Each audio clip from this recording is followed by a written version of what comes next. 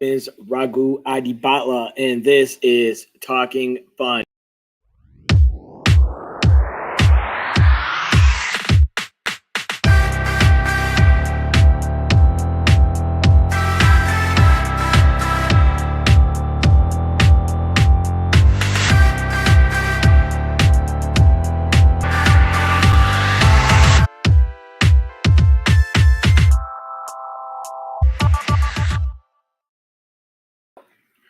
What's up, guys? My name is Raghu Adibatla, and this tonight I have a lot of shows going on, and we also ran into each other at some comedy contests. I'm on. She's not on yet, but in the meantime, I'm just you know what? If this is your first time listening, I'm just gonna let you know what the show is. It's called Talking Funny. I do this every media company for 3 years. So yeah, I was literally on the other side of sure went for events and stuff, and now I'm like yeah. What kind of events were you working with? Say again? What kind of events were you working with? So Variety is like an entertainment trade publication. So it ran, yeah. We did lots of comedy events at the time called Power of Comedy. Sure. Big annual event, but also just all the usual kind of film and TV awards, mini events, theater, all that kind of stuff. Okay. Did that have any impact on your decision to get into comedy? No, I mean it put me off Hollywood for a while, to be honest. Oh, really? Okay. I mean, no, it certainly was. You could see how hard it was on the talent. So to then, to now kind of flipped that and actually be the talent. It's funny when I talk to my old friends back in Variety, they're like, "God, you're on the other side. It's crazy." And now, obviously, I was dealing with kind of different level talent, not not our level comedy talent. But yeah, okay. But no, I mean, here we are now. It's crazy. Yeah. So you met your husband here then? So yeah, I met him. I moved to San Diego, met him here within about 3 months. And then we went on 3 dates and I said, sorry, I've got an opportunity up in LA. Terrible timing again. So yeah, we went long distance for 7 whole weeks and then he moved in up in LA. So, wow. I moved, man. Right. That's so cool. That's awesome. And you got 2 wonderful kids, twin boys, right? Twin boys, because you include that whole experience in your comedy. Absolutely hilarious. I love it. I love it when comedians talk about that, like when they talk about things like that. And for those of you who don't know, like her bit on like the birth of her kids and like this whole thing was like the most funniest thing, and it's just like it's awesome. And because I call them like frat boys because they're fraternal. Yeah, right. This whole frat boy, and obviously I don't know anything about frats or sororities. All I know is what I've seen in movies. Right? Yeah, exactly. I love that. I love the whole frat boy name, and no, it's so cool. And so when you started comedy, did you were like, okay, you know what? I'm going to be doing jokes. I'm going to be doing some personal stuff. I'm going to talk about this. Like, what was your mindset in going into comedy? Like the material you were going to do? And well, so the first 3 or 4 years that I was writing, I was actually writing kind of comedic poetry, kind of like Dr. Seuss style stuff. Weird. Yeah. So for me, it was much more about, it wasn't personal enough. It was much more about wordplay and clever tricks at the end. You'll see when you watch my comedy that's still my number one go-to. I'm a big, I love the wordplay stuff. But yes, I've definitely kind of transitioned from writing that to the comic I am now. Yeah. I would definitely not describe me as a storyteller. I would love to be. It's just not. I can't help. I'm kind of like the woman of dad jokes. I'm like, I can't help but kind of. No, exactly. Yeah. I see that, and I've seen a lot of your recent clips, and yeah, when you're talking about wordplay and poetry, you definitely made a transition because your jokes now, your material, it can get pretty edgy, yes, borderline dirty, and I love it. Like, well, the poems hilarious. The poems were very edgy, dirty too. Oh, cool. Okay, I gotta check it out. Yeah. Oh no, they were. Yeah. Sure. Do you have anything out there, like on YouTube or anything? We can find some of those. If you scroll down far enough on my Instagram. Okay, started out with that. You'll still see there's a bunch of poets that follow me, and now they're like, God, what is this crazy woman doing? If you scroll down far enough, you'll see some of the originals. Nice. I love it. And I, like a lot of people, love the British accent. It's so awesome. Like, I think everybody here loves it. Your husband, he's not from UK. No, he's from Seattle. He's from Seattle. All right, cool. Now we've been together 13 years. So there are occasions when people will just say, "Where are you from?" He's like, "I'm from America." Yeah. So he's picked a bunch of my words. My kids still sound like me as well. So that'll change. Yeah. But so cool. Yeah, because I know I think in one of your sets or something you mentioned that, and that's so awesome. So they have the accent like you. Yeah, they still say, so great. Have some water. But oh my God. So yeah, that must be so cute. Like, seriously. Oh man, that's hilarious. I love it. I love it. And we've been actually, me and my wife have been married for 13 years. So the same. Yeah. It's so cool. So when you started comedy, what was like your research process going into it? How did you prepare yourself for it? I didn't. Okay. I looked up open mics and I just showed up. Okay, nice.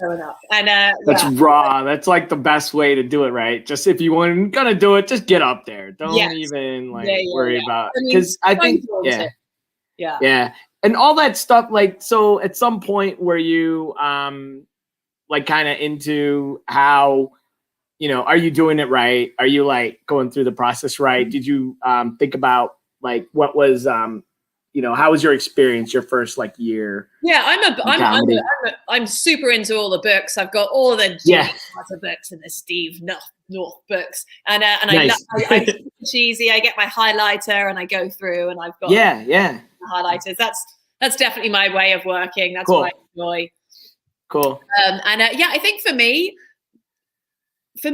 it was so hard at the beginning, and every time I went to an open mic, I felt like I had to do new jokes. And someone gave me that tip once, and I thought, you know what? I think it's actually the opposite. For me, I think just get it right.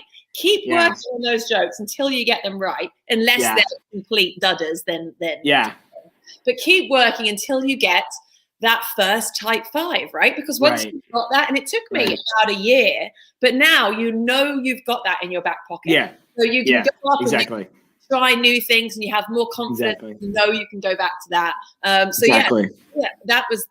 the best advice I'd give anyone. Yeah. And whoever gave you that advice of doing new jokes every week, I don't know who that was, but that's not. How are you gonna do that?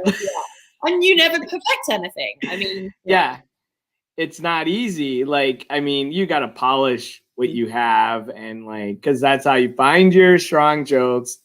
Then you add your new jokes. You replace what's not working. It's a process. You can't go up there every week with new jokes. Come on. Yeah. And if anybody out there is trying to try comedy, don't do that. Just go with do the same set. Get it right. Figure it out. Exactly. Yeah. It feels so good when you finally get it. How long into your comedy do you think where you're like, hey, I got something now, and I'm like, I'm actually, you progressed, and you're like, I did type 5, and for me, I'd say it was about a year. It was about a year until I felt confident enough that I knew I could go up and deliver a 5 that would kill nice. is an overestimate. Kill, yes. I'd say it was about a year, and I definitely longer sets, 6 to 9 months in. Yeah. But before I kind of really got comfortable with that you can't use these adjectives like kill and perfect, right? Until I had that 5 that I was truly comfortable with, I'd say about a year. And I'm still using 80% of that 5 minutes. Oh, sure. It's just, sure. Yeah. Of course. There's a lot of those. Yeah, you got to hang out. You got to hang the good stuff. I still have a joke I do it for my first mic, that I ever did. It's been solid throughout. Like, I'm not throwing it out. I'm not. And so awesome. What does your husband think about your comedy? Like, how's the support? Like, how's that going? Yeah, well, I'm very different to the woman he married. That's for sure. I was kind of this, woman, right. And now all of a sudden, I'm like drinking with 95%, 20-year-old dudes in parking lots. So lots changed. He's like, "What is happening right now?" You call your boys the frat boys, but he's probably like, "Did I marry the frat girl, the sorority girl?" Yeah. I mean, he is. I'm incredibly lucky. He's left the house so I can sing his praises. He's gone to pick the kids up. But no, he is nice. It took him a while because I don't think he got it at first, and I didn't get it. He'd see me stand up on stage, and he saw me look awkward and uncomfortable, and he'd saw me come home upset, and he's like, "Why are you putting yourself through this?" But now he begins to see, like, he's come to a few of my shows now, and when he sees, there's a room of people laughing at my wife, and she seems comfortable up on stage. Yeah. You can see that his brain's beginning to think, okay, maybe this is something I'm gonna enjoy for a long time. It's pretty cool. Exactly. Because he's seen the process, he's seen what you've been through. It's hard work. It's, because you got to keep getting up there to get better and to refine those jokes. And he's seen it. And he's like, okay, I guess this was worth it. That's awesome. Like now you're, you're doing shows, and it shows. You're hilarious. So I met you on the Zoom scene. We've been doing all these shows and running into you everywhere, which is great. And you did the contests, right? The San Diego festival and all that. San Diego. Yeah. That was so much fun. Oh my God, it feels like so long ago now. That was like last year, like November or something. And what did you think about doing contests? Like, what was that your first time doing a contest, or have you done it before? No, I've done a bunch. I've done the Palm Film. I mean, I'm always confused. Some film festivals are contests. Some film festivals aren't contests. So not film festivals. Sorry, comedy festivals. I'm not quite sure what I'm getting in. Right. Do you know what? I don't even view them as contests. I view them very much as a performance. And I think if you overthink it, your brain goes in kind of crazy ways. So I literally just put the contest part out of it and just perform the word. Think of it as a performance, and I love it. It's been great. And if nothing else, it's just been the people that I've met. I mean, it's just been I feel like comedy went two ways, right? When COVID happened, and you either embraced it or you didn't. And I'm very pleased I did. I think it helped build my confidence, getting that tight 5 down at the very, very beginning. So it helped boost my confidence. And I was doing shows to, like people in Pakistan at midnight. Crazy. It was so fun.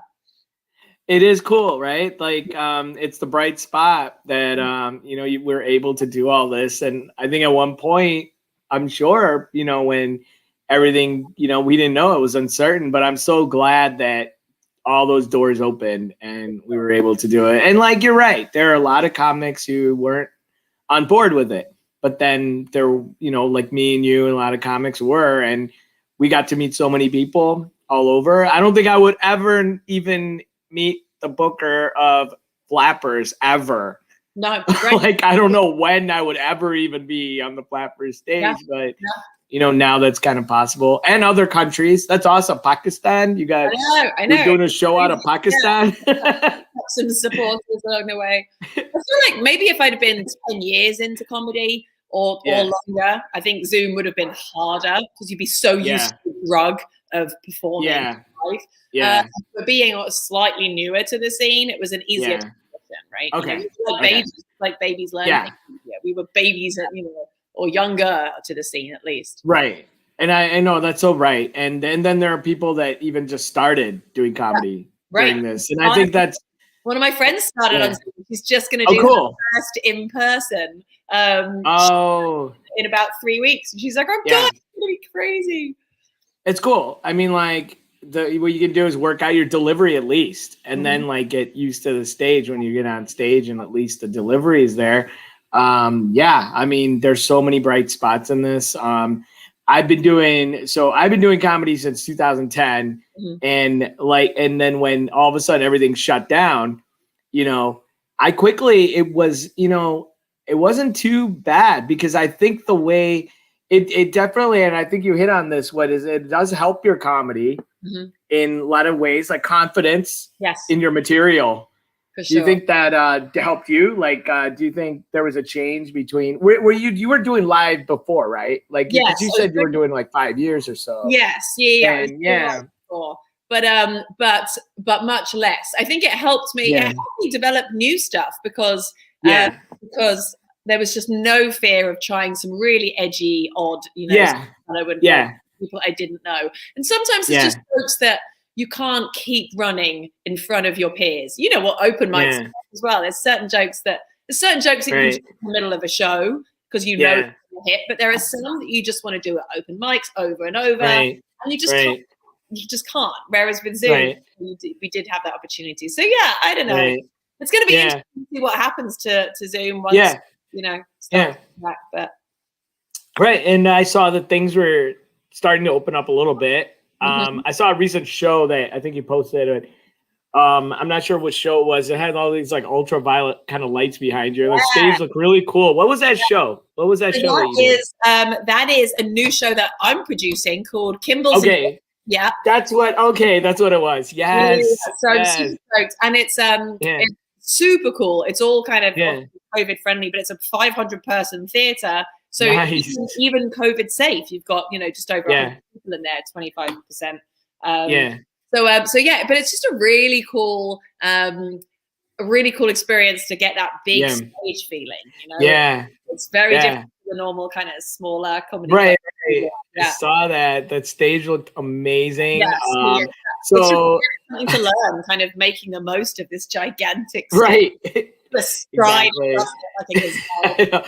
I know it's a lot to work with, isn't it? When you're on like a really big kind of theater stage like that, and it's it's an experience.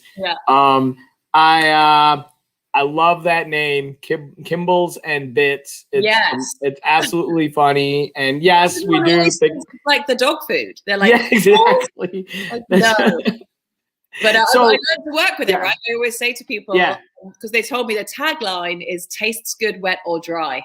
Right. Right. So I'm like, okay.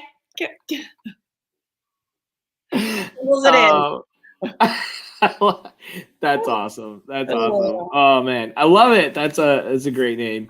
Oh my god, no, so cool. Now I gotta ask this, and I think like a lot of people here, they love this accent, right? Do people ever tell you that? They're like, oh my god, I love this. Like, I mean, like people are always fascinated with it. I don't know why. I have comics that come after that, like roast me a bit for it. And I get drunks that don't believe that, like, stop putting on a British accent. I'm not putting it on. I remember one time I was up in a pub in Olympia, Washington, and I literally refused the fight. I had to go, all right, like, I'm American. My American accent is so bad, but the only way I could diffuse this fight that was about to break out was by saying, okay, I'm not really British. I'm actually American. It was ridiculous. That's hilarious. Oh the only American I can do is a real Southern accent. Like there you go. Oh, nice. Yeah, that's awesome. The only one. That's awesome. I mean, it's terrible. I always thought things sound more polite with a British accent. Like no matter what you say, it just sounds nice. Yes. Because it just sounds more sophisticated. It doesn't matter what. I'm just going to kick your ass now. Like, just like, okay, go for it. And more people always say sounds politer and sounds more intelligent. I can say the same phrase or word. And oh yeah. Yeah. No, so cool. So who were your influencers in comedy? Who were you looking at? What comics were you watching, and who were your favorites? I mean, on the British side, my number one is Ricky Gervais. I mean, I love his. Yeah. I think people are often shocked because, as you say, I'm slightly naughtier than people expect, perhaps of a mum of kids, and I'm definitely I have a darker element to some of my jokes as well. And I'd love to push the boundaries, and I have to figure that out at some point. Yeah. But yeah, Ricky Gervais is a huge influence of mine. I also love, in terms of the wordplay, I love some really good one-liners. I could go back and listen to Mitch all day long.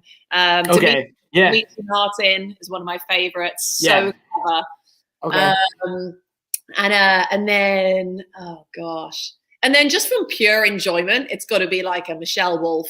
I could just sit all day long. Cool. And Steve Morrell. Oh, Steve Morrell. I read Sam Morrell and Mark Normand. I could just they're the same. They're the albums I put on in the car. I just drive around. I feel like they need to be mentioned as a team. They've got that podcast together that's brilliant. And I feel like they're kind of very similar, but I could listen to the two of them riff off each other all day long. Nice. Very cool. So do you do they have like big influences on you think? Like when you're listening to them, and was there anybody that had an impact on your comedy, you think? No, I try not to be influenced by them, actually. I don't know why. I do believe imitation is the sincerest form of flattery, right? And a lot of people say there's nothing wrong with emulating comics that you admire for 2 years, 5 years. Like you'll naturally develop your own style. I don't feel as if I inspired purely by. Sometimes I love looking up kind of various quotes that they've said and advice they give. I find that kind of stuff more inspiring. Some of the quotes Ricky Gervais has come up with, just about how to block the haters and be who you want to be and say what you want to say. It's just right. Spot on. Of course. So your mom, you're married, you got 2 kids, and has comedy had an impact on your life at all? Like, do you think anything that seeps into your life that kind of helped you, or it's given me a little piece of me back again. I mean, because for 5 years, I was just a mom and a wife. And there's just a mom and a wife is probably certainly the mum side, the best thing you can be. But it's so important to go out and find something that kind of fuels your spirit without something too ridiculous. So for me, it's just given me that kind of lease on life again, and I definitely see that ambition that's crept back into my back into me, and I'm excited to be. And also, I've always been very creative, so it's been a really nice kind of creative for me as well.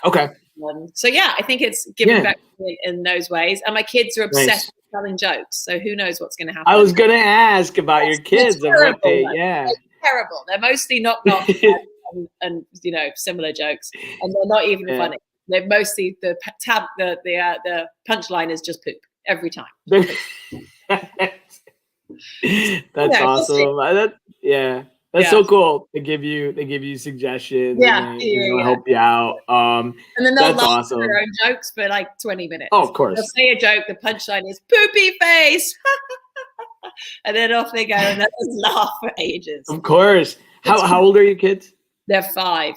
They're 5. Oh, and they awesome. always whenever I go off to a show, they're always, whether it's Zoom or whatever else, instead of saying break a leg, they say break your legs, mummy. Break your legs, mum. And then when I go break your face, then one of them would go break your penis off, and I'm like, calm down, please. That's so cool. Like, as a mum of 5-year-old boys, it's crazy. Kids are hilarious. I have a 4-year-old, almost 4. and an 8-year-old daughter, and my daughter's like trying to. I mean, she does jokes now. Like she has jokes. She actually did like shows, like her own little shows with her friends, and like her parents. Her friends' parents will be like, your daughter gave us a comedy show like the other. I'm like, what? Like, I'm not even getting shows yet this week. Like, she's already booked like 3 with her. Awesome. That's awesome. Kids are amazing. They and that's so cool that they want to give you suggestions and do all that. It's so awesome. I love it when I meet comics who are also parent and so before you decided you wanted to do comedy, were there any kind of decisions you had to make, like you're going into it, like, okay, I'm a mom with kids and family, but I want to do this stand-up comedy. How was that aspect to it? Like, how'd you get into comedy with all that? Yeah, I mean, it's a minefield, really. Yeah, but because you know what it is, it's such a time commitment. It's a money pit and it's a time commitment. But I'm more one for doing it and then asking forgiveness than kind of figuring it, than asking at the beginning. So I didn't even, tell my husband or budget for anything or plan for anything. I just went all in. Or I'll figure it out as I go along. Right. And we still are. Which is crazy, but no, I wouldn't change it for the world. I get some time to wait, and that was the other thing about Zoom. Right, it was much easier to make it to a mic in time. So all of that's true. It's literally, and I live quite a long way out of San Diego. Yeah. So a mic is like a 4-hour round trip for me. And a Zoom open mic, you're in and out, under 90 minutes in an office, straight out cooking dinner or whatever else. So that's one of things. Not that I'd change it. I mean, I'd much rather be back out at an open, but as because nothing replaces that true stage time. But it's definitely longer. Definitely, Yeah, I have family out in San Diego. I went out there one time for a family reunion, and then I did a show one time at a Madhouse Comedy Club. Oh, which was a lot of fun. Yeah. Oh, they opened up. Yeah, they got the first open mic tonight. So that's awesome. Get down there. That's awesome. So you're a little bit out of San Diego then, like how far out are you? So I'm a good kind of 45 minutes. Okay, 40 minutes. Okay, cool. Yeah. So well, we have a ton of family out there now. Like they're all out there. So I can't wait to get back out there sometime because I'm gonna be like, now that I know so many people out there, like it's nice. Can't wait to be back out there. I know they have a pretty good scene, and I'm glad things are starting to open up. That's so cool. And you're right. It's when you have a family and you decide to do this, it's like a lot of and then so what do you tell your kids when you're like, I'm gonna go, mommy's gonna do a show, or what do they think about it? Yeah, mommy's off to tell jokes. She said, you're gonna tell jokes all night. I'm like, yep, gonna go tell jokes all night. Yeah. So cool. They love it. The poopy face is a big material. Oh yeah. Honestly, half the time that would probably do better. Next time I'm just going to get up on an open mic and all my punchlines are going to be poopy face. Right. Well, eventually, if I committed to the bit, it's all about committing to the bit, right? If I committed to the bit, you never know. Exactly. So when you were doing the live shows and then you were doing it for a little while, and then all of a sudden the pandemic hits and like everything shut down, and then you didn't know. What was your mindset then? Like, how did you prepare for it? What did you think that you wanted to do, or, before like all the Zoom shows started? What was going on for you? I honestly, I saw it as an opportunity. So, I was always struggling to find the time to write and perform. There's only so many hours in the week when you've got your kids with you or whatever else. Right. Like, and when we all thought it was going to be a 6-week thing. Exactly. I'm going to use 6 weeks to write some new stuff. So we set up a couple of Zoom writing groups with a couple, bunch of my San Diego friends. Oh, cool. Okay. We literally, a couple of my friends and I had a Zoom writing group within the first week of shutdown. Wow, look at that. We went straight in. Yeah. That's awesome. Yeah. Oh, it's so cool. You're like the pioneer of Zoom comedy. Yeah, we went straight in. Yeah. We were not willing to give it a week. We were straight in, and we did, I did a couple of different weekly ones. Yeah. And then obviously the Zoom shows started picking up, which was great. Right. That's so cool. Yeah. That's so awesome. That there was no downtime, straight right away. Yeah. And then I think I did I wasn't writing as much as I wanted, so I did a course as well, which it's 6-week course. Oh, you did? Okay. Yeah, because it just really helped me. It's a time commitment is the only thing, because when you do the it was on writing. It was on writing comedy, or yeah. Okay, okay, all right, cool. And it was 6 weeks, and it was like a 4-hour thing, but which is a time commitment on Tuesday. Yeah, of course. It was with the New York Gotham Comedy Club, and they and I suddenly realized that was New York hours. So I'd already signed up for it. And then I had to tell my husband, oh, it doesn't start at 7, it starts at 4. Therefore, you need kids from 4 onwards, or I can't get out of the money that I've already paid them. Right. So what I ever did. It's perfect.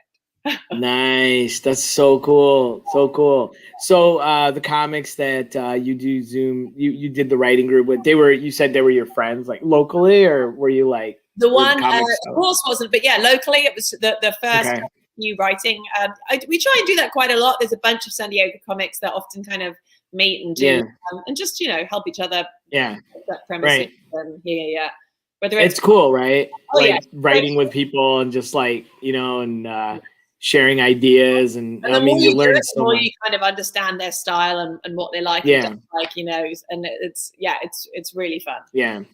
I don't know if you had this experience, but when I've done like a few mics where now that we're on Zoom and there's the chat part on the side, sometimes people have private messaged me or like, hey, I like that joke, but you know what? Maybe you should try this, and you get suggestions. Have you ever had that experience? I must admit, I do that, and I welcome that back. Yeah. If I ever think of a tag for someone, I'm like, I'm sure this is not you and pointless. Yeah. But I'll throw it out. I mean, it's not going to be of any use to me, a tag that is perfect for their joke. So yeah, if I ever think of one, I'll always send it. I've had a couple that have kind of said that to me after a show as well. And it's always nothing else. It just helps you think about the joke in a different way. It might not be something that you end up using. You think, there's one of my jokes that is all about my husband and him having a nickname, and I came up with it, and I called him Teabag because it's a British. And everyone, because half my set is quite dirty, they all think of the dirty side of teabagging, and I literally hadn't thought about that. I was all about British teabag. Like, so that wasn't where you were going with. I'm as British as you get.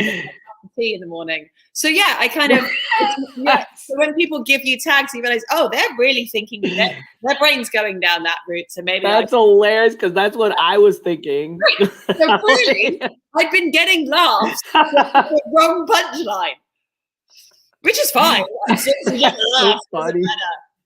I was like, British people drink tea. They're like, no, that's not what. Yeah.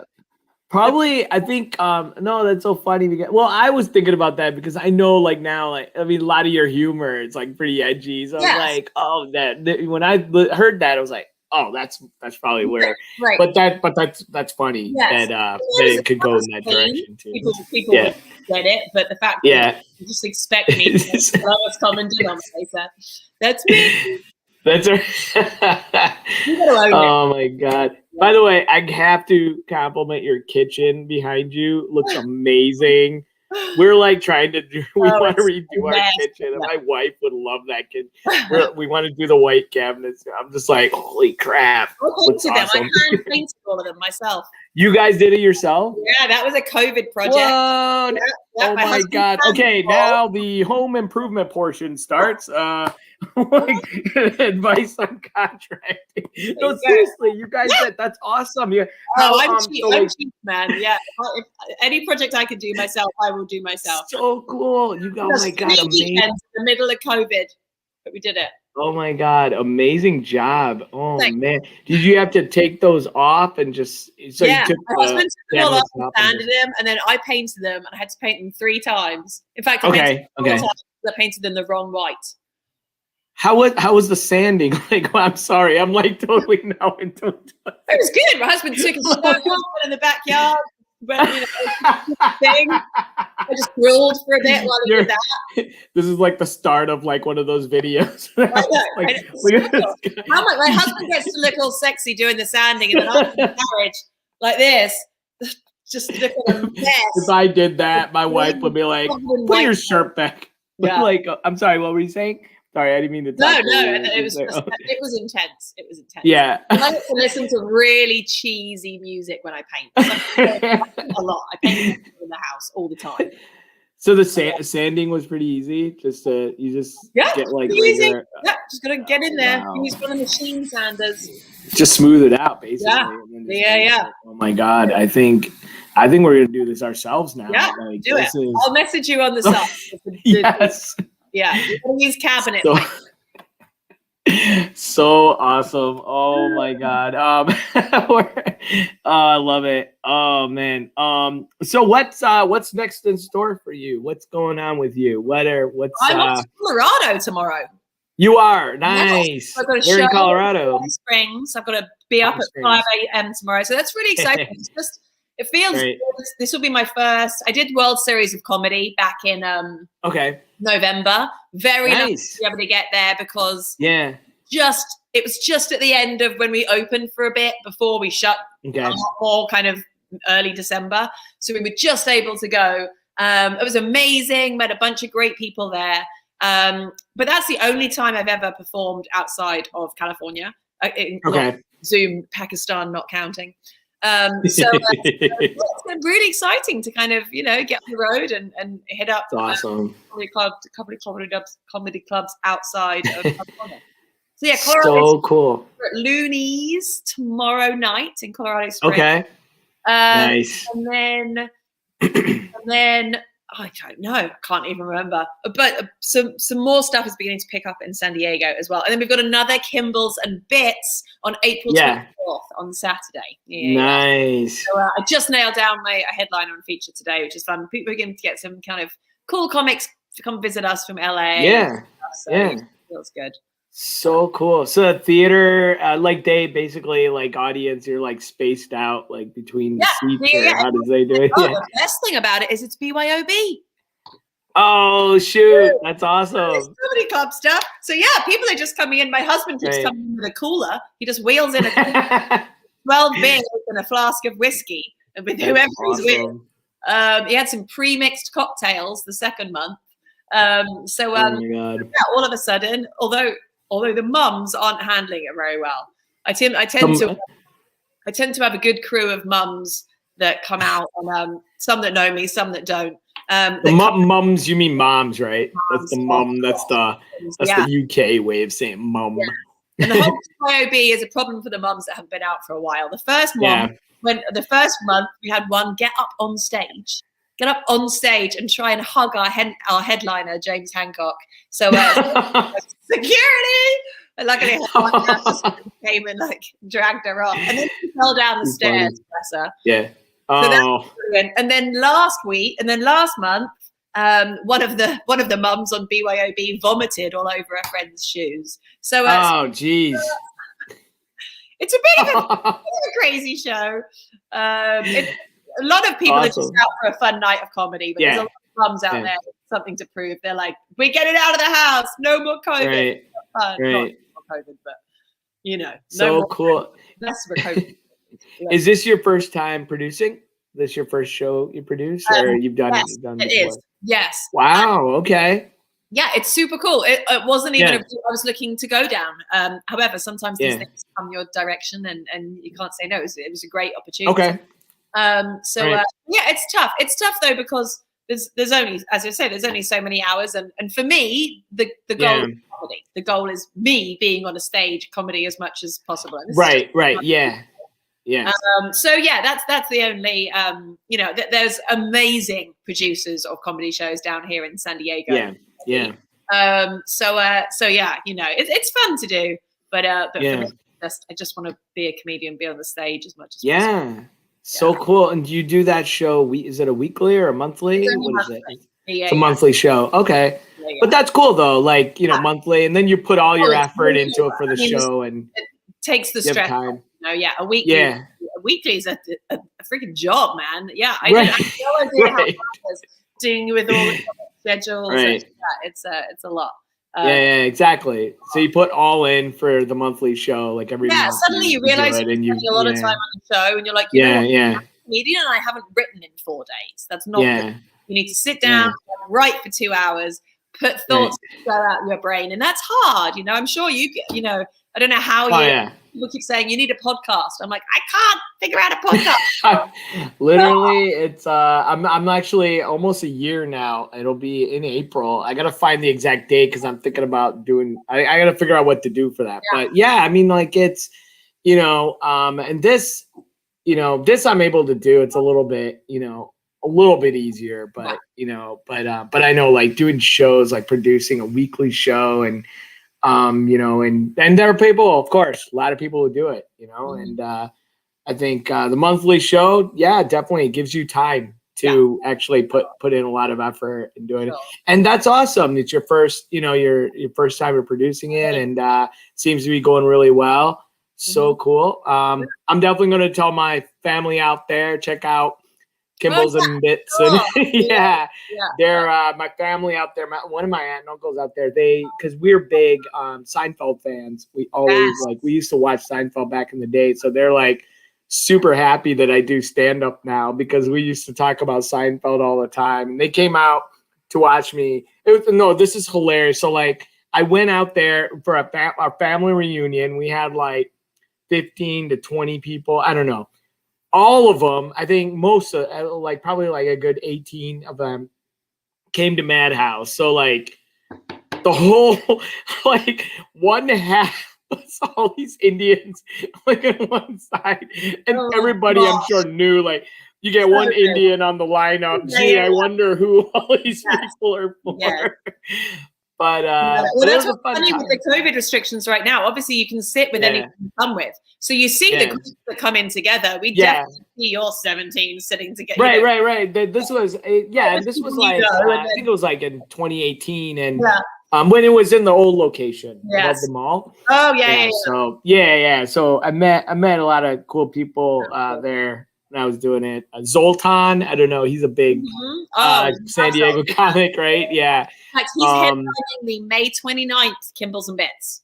Oh, that's awesome. He's hilarious. He's hilarious. Crazy. Yes. Yeah. I was like, even before I met him, I was like, I saw his videos online, and I'm like, oh, it'd be cool to meet this guy. And I do the show, and all of a sudden, he's the one headlining that show.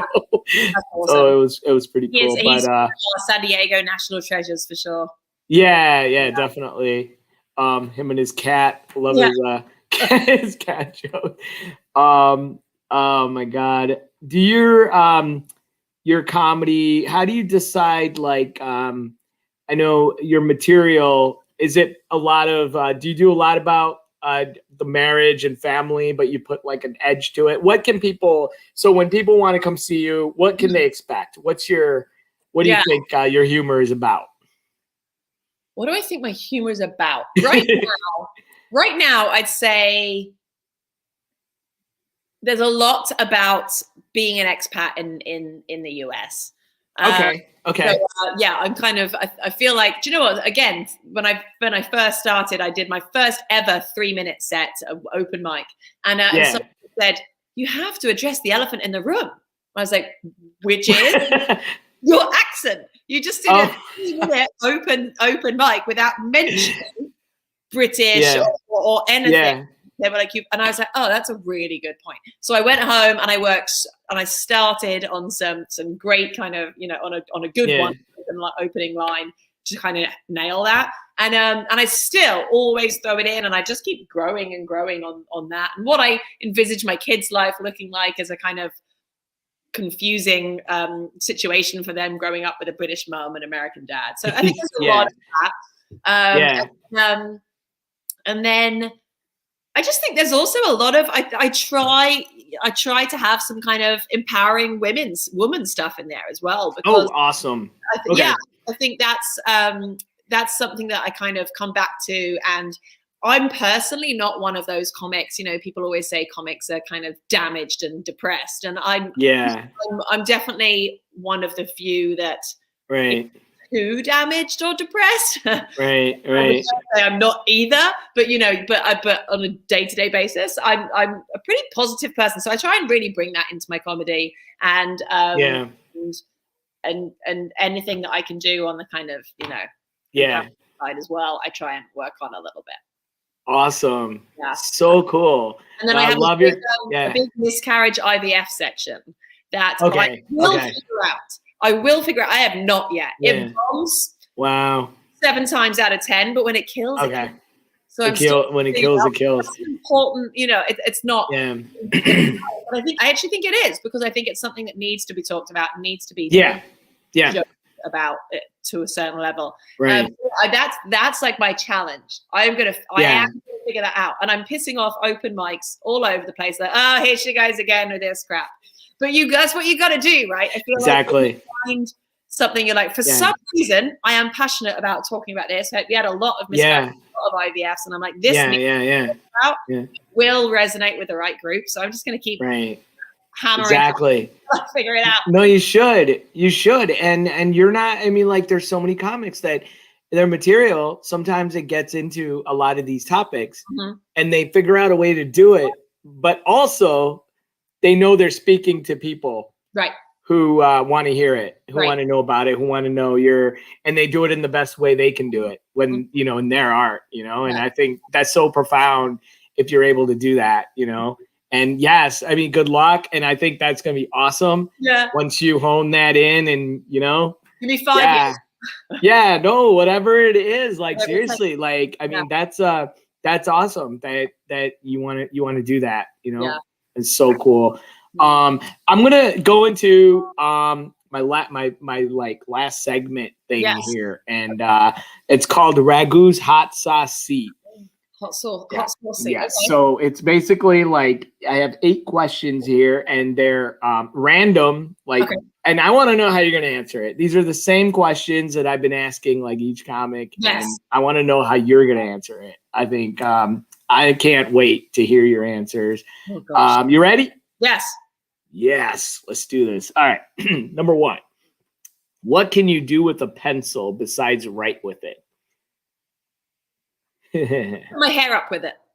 There you go. Yes. I've heard that answer from a couple of people. Women, obviously. I don't know. I didn't have any long-haired men yet, but but yeah, that's cool. Yes, you can do that. All right, number 2. If there was a movie made about you, who would you want playing you? Ooh.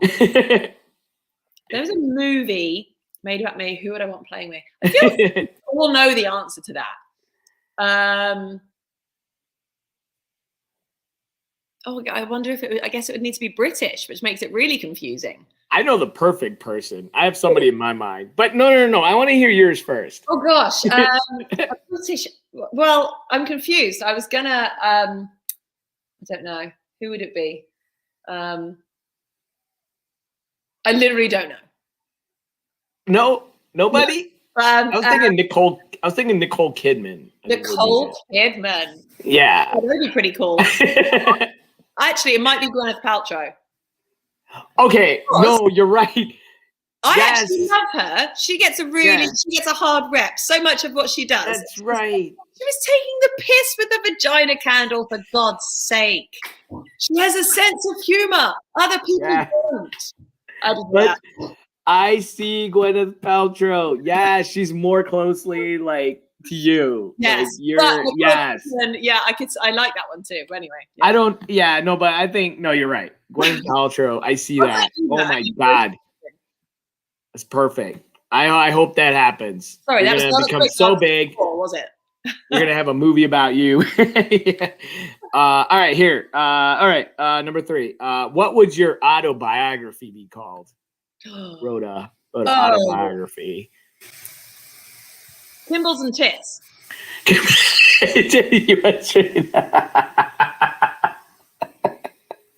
I love it.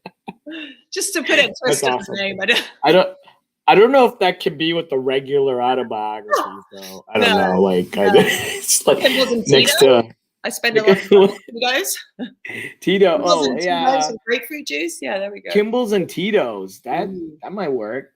I mean, you could do the other way. It would just have to be in a different section, I think. Yes. I don't know, but and then you'd have to think about what the book to be in another section anyway, Raggy. Let's be honest. That's right. Of course. Yeah. Oh man, that's hilarious. And then the book cover. I don't know what you're gonna have for the book cover. Well, it's already. You've seen my headshot. I made the mistake of making a headshot. Oh, right. That's right. You just. God. You said that. Oh, yeah. Don't do that again. These are the things we learn. Too funny. Right, okay, here we go. Number 4. If there was a superpower you could choose, flying or invisibility, what would you choose? Neither. Teleportation. Yes, teleportation is the way to go. Yeah, screw that flying. I sit in front of the TV and I say to my husband, please just teleport me to bed every night. I know 100% really? I want to be teleported. How big is your house that you need to be teleported? Oh, I just don't want to. I don't want to get up and walk up. Beds suck. I want to go to the house. I don't have to bed. Teleport me to the 10th floor in our bedroom. Yes, I'm very lazy at 10 o'clock at night. I am not taking the elevator again to the bedroom. I am not doing that. Oh, I mean, that would be nice. Yeah, I did have a friend, by the way, that had an elevator in her house. They have an elevator in her house. Yeah, they live in Michigan, and it's pretty cool. Yeah. Oh, if you live in Michigan, you can have pretty much anything you want in your house. Oh, yeah. Yeah, I'd have a tennis court in my house if I lived in Michigan. You have what? I'd have a tennis court in my house if I lived in Michigan. Oh, that'd be awesome. You play tennis? Tennis, yeah, and pickleball. Nice. Golf and like a driving range in my house. That'd be awesome. Let's move to Michigan. Move the comedy scene to Michigan. Like a Top Golf in your backyard. I think that'd be cool. Yes. That'd be awesome. All right, here, number 5. What would you buy at a store? Like, let's say a Rite Aid. I think that's what out there in the West Coast. So what would you buy at a store to make the cashier really uncomfortable with the items that you bought?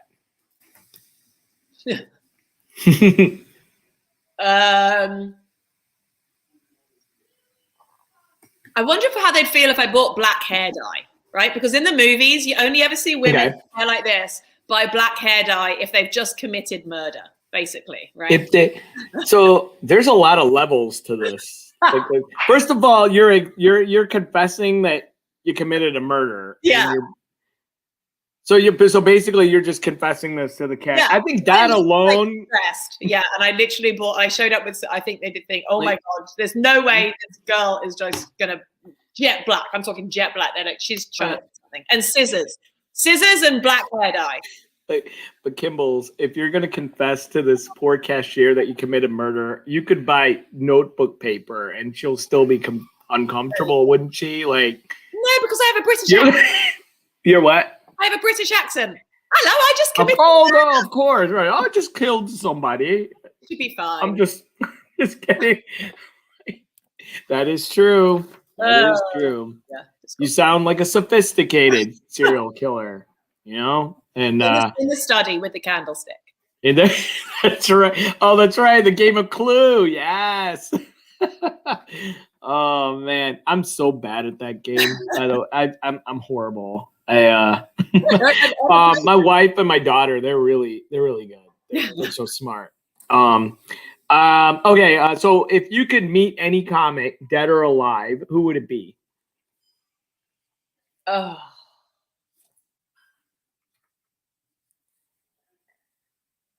Ricky Gervais. All right. Already. Awesome. Gervais. I just love him. He's hilarious. Yeah. He's hilarious. Have you seen his The Office, right? He's the one who created The Office. I mean, don't get me wrong. I love the one as well. But yeah, I mean, he talks to me on so many levels, Ricky Gervais. Yeah. I see that. That's awesome. Okay, here we go. There is a nun, a baby, and an old man with you on a boat. Okay, but you can only keep 2 of them on the boat with you. One of them has to be pushed off the boat. So it's a nun, an old man, and a baby. So one of them just has to go. And there's a smart answer, and you're waiting to see who the smart person is that gets this right. This is a really smart answer, isn't it? I don't know. I've gotten all kinds of answers, to tell you the truth. Like, some people actually picked the baby, and some said the old man. And by the way, and somebody did say, well, it doesn't really matter. I'll just push, one of them, but they'll make it safely to the shore. And I had to add something after that answer to say, nobody's making it safe to the shore, just to make this decision a little harder. Have you had I jump off the boat myself? Yes. I'll take that. You'll take that one. So you're gonna do. I'll try. Right, you gotta try. You're so nice. You're so nice. Like I love it. You didn't say that is a little weird.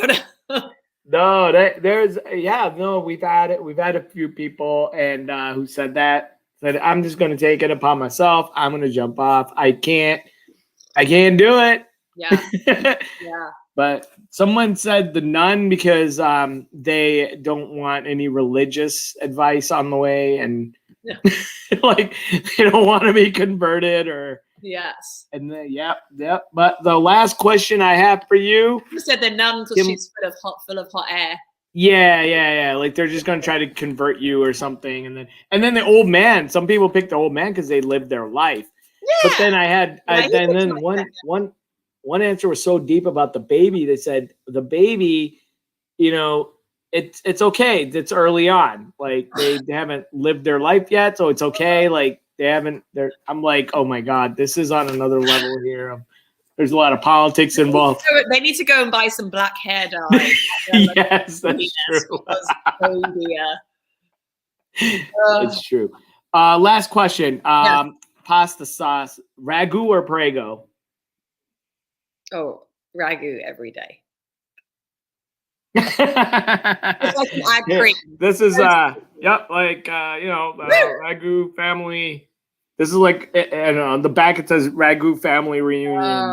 You have there's a very famous there's a cool dude down in San Diego who's ragu as well. He's really? He's the complete opposite of you, but he's known. And everyone's like, you're doing a Facebook with ragu? I'm like, not that ragu, a different ragu. I'm the Indian ragu with an H. Yeah. Oh man. Kimbles, this has been so much fun. Thank you so much for being on. You're most welcome. I thoroughly enjoyed the drink and chatting with you. Oh my God. Cheers. Cheers. Yes. And thank you so much. Sorry I went up on a tangent with your kitchen. It was but I learned some home improvement advice out of this, which is great. I'm going to go tell my wife now. We're going to paint our cabinets ourselves. Yeah. There's a way to do it. Do it. Do it. And we'll do it. I'll send you a picture, the after picture, and And where can they follow you? On Instagram. On anything really at Kimbles Hume. So I'm mostly on Instagram, and I attempt Twitter, but mostly write stupid stuff. Okay. So Kimbles Hume. Sounds good. On Instagram. Cool. Oh my God. Awesome. Thank you so much. I really appreciate it. You have a great show tomorrow. You too. Yes. And everything coming up for you. Good luck with everything. And I'll see you on the scene. Can't wait. We'll see you soon. Bye. Take care. Yep. Thank you. Bye. That was Kimbles Hume, you guys. Oh my God. Such an awesome person. Very, very funny.